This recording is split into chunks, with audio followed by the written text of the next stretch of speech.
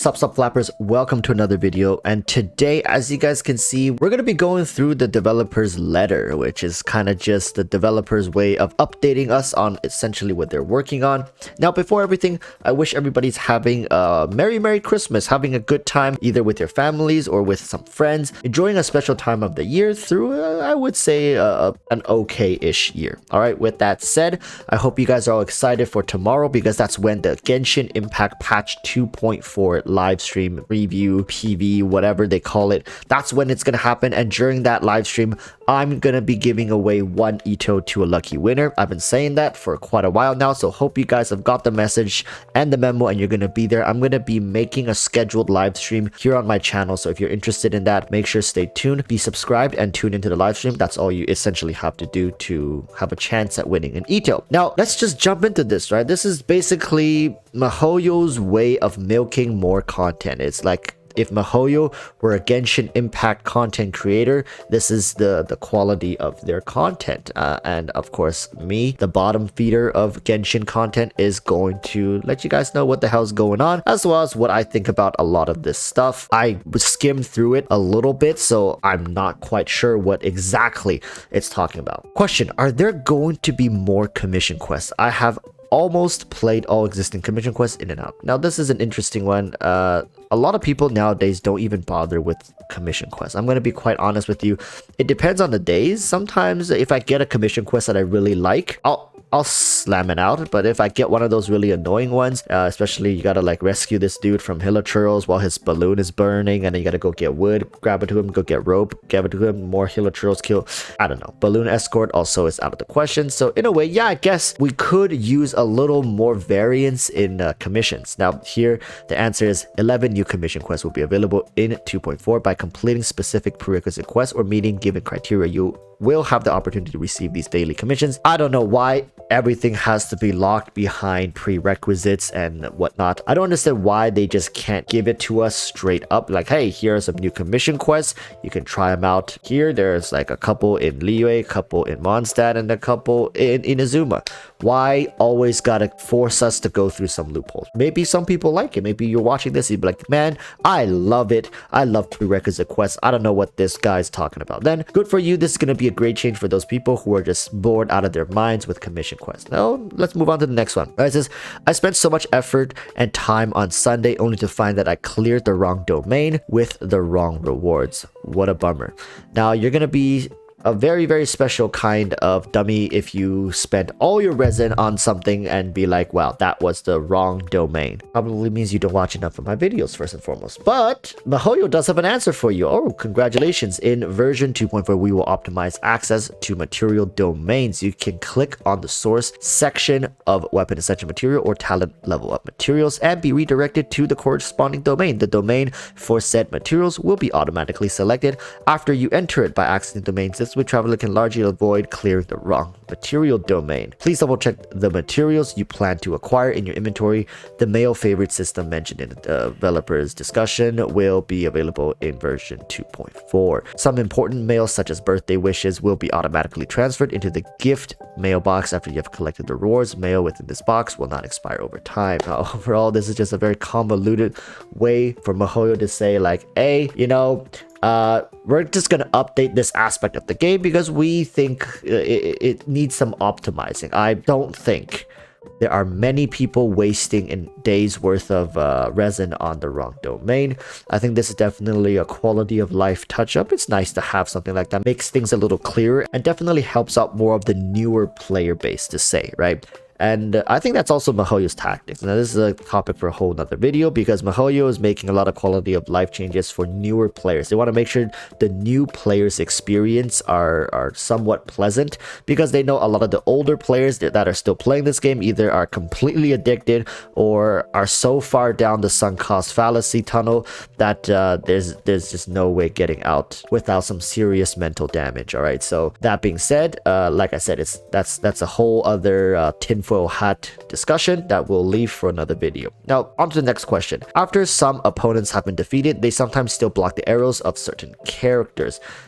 Adjustments will be made to fix this issue in version 2.4. Enemies will no longer be regarded as targets when they are defeated, and thus will not block attacks from bows or some catalyst. Besides that, we have optimized the impact effect of fallen enemies. Now, this is one of those things that I definitely feel like they could have just left it in the patch notes. I don't think many people, I mean, I say this for almost all of these questions. Most people are not asking these questions, and if they are, they're very far and few in between. There are definitely questions that people have been repeatedly asking for, and we have not gotten any answer whatsoever. Now, these questions are certainly things that MiHoYo most likely have picked up and they're wanting to change, and they're just throwing this stuff in here so people can see like, hey, look, us at MiHoYo, we're doing so much work to make sure this game is optimized and fun for everyone to play. All right, that's just my take on this. If you guys think there are serious concerns, or these are serious concerns that are plaguing the game that is deserving of a spot on something like this, of course, I respect it.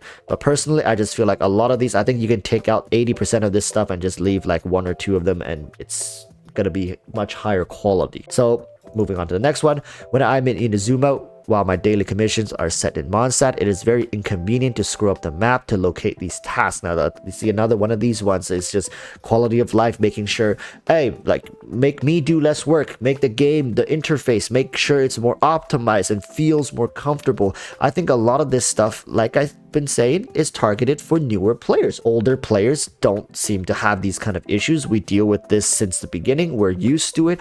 We don't complain regarding these things. And a lot of the newer players, if they are complaining, I would understand why they're complaining about these things. Maybe they're just not used to this. Like, this is not optimized. This is not, you know, smooth for me. Maybe. But I can't think players who have been playing more than 6-7 patches suddenly come in and be like, hey, this is a problem, because I don't think it is. Next question. Can you add an elevating mechanism that makes it less troublesome to scale the floating platform? I'm going to assume they're talking about those Jade platforms in Liyue where they kind of just spawn up and you got to go jump, jump, jump, jump, and then you go to the last platform. I think that's for puzzles, right? So who realistically are still doing puzzles in this game? Golly, oh my goodness. Newer players, right?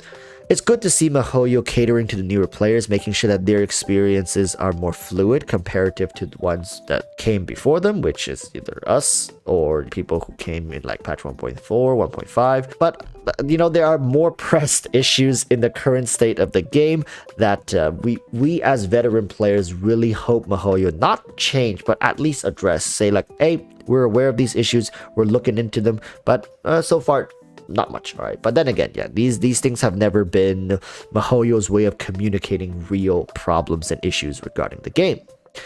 Moving on to the next question though. The question is, so many lovely furnishings have become available in the Serenitea Pot today. Really now? Can I ask for more? Also, please include more gameplay mechanics. Word. Word. Hey, this one please. But yeah, jokes aside, in version 2. Actually, that was not a joke. I'm dead serious. In version 2.4, fun furnishings such as the Speedy Rhythm and Euphonium Unbound series will be added to the Riches of the Realm. Speedy Rhythm is a combination of furnishings created by Tubby herself, and it is made from the scoreboard and flash step components.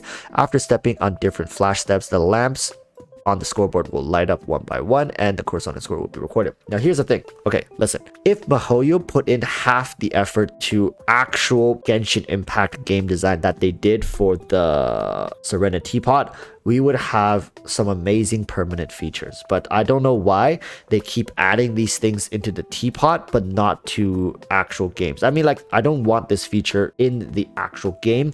I just wish like they gave more permanent features to the actual game of Genshin Impact. Because when they advertise the game, they don't advertise the teapot as much as they advertise the combat, the characters, right, and stuff. So obviously the combat, the characters, and the story is still their main thing. The teapot is a side product, but yet every patch they add more things into the teapot than they do for the actual game. I don't know, man. Is it because they just feel like the teapot is so far behind? I don't think so. Maybe like a bit of each, or alternate. This time teapot, next time game. Who knows? Let's hope we get surprised for the patch 2.4 live stream. Moving on to the next one. It is very troublesome to filter artifacts. Oh, tell me about it. Is it possible to filter them by main affixes and minor affixes? Now that got my hopes up a little bit, not gonna lie. When I read through that, I swear I felt a tingle, and then once I started reading the answer, it just went straight off a cliff. Alright, the developers are making various optimizations to the display of artifacts, including sorting them by attributes. In the future, you'll be able to select another affix as a secondary rule for sorting. On top of that, in addition to the existing set name, the icons of artifacts will be displayed in the artifact filter interface to help travelers find their desired artifacts faster. Alright, let's just take a quick break here. Artifact presets. How long has it been since we first asked for it? I remember asking for something like that in patch 1.0. Now that's been over a year ago. And until this day, MiHoYo still has yet to even mention artifact preset, and I can tell you guys why. I can actually make an entire video saying why artifact presets won't be coming. And yes, the answer, like always, it's a result of MiHoYo's greed, because if you make artifact organization so easy, it's going to render the value of having multiple sets of artifacts for characters essentially useless, with exception to the scenario where you're running multiple characters that need the same artifact set. For example, in Abyss for your team 1, team 2, or multiple characters in the same team that run the same artifact set. Then of course you can't get around that. However, for all other scenarios that you are running characters, it's just a pain in the ass to switch artifacts and then switch them back. But if you have a convenient feature such as the artifact preset, you just swap, bam, and you're done. Then MiHoYo is going to be like, well, who's going to farm the artifacts? Of course, right? So I understand why we can't get artifact presets, right? Because God forbid the game becomes more quality of life for veteran players who actually devoted time into the game and repay our loyalty in any way. No. That's bad business. That's bad for business. All right, final question. Sometimes when I get near a monster, after my friends defeated in co-op mode, the monster did not drop any item. Why is that so? Now, I haven't played co-op since, I don't know, patch 1.3 or something like that. So I honestly don't know. And to be honest, I don't care. But let's see. Why? MiHoYo, please enlighten us. Please note that when a character is too far away from the defeated enemy, the enemy will not drop item. Enemies defeated after being pushed off a high place sometimes do not drop any items either. Thank you, MiHoYo. I was dying to know. All right. With that said, this concludes the video Q&A essentially for developers letter for Genshin Impact patch 2.4. There are some details in here that I do appreciate.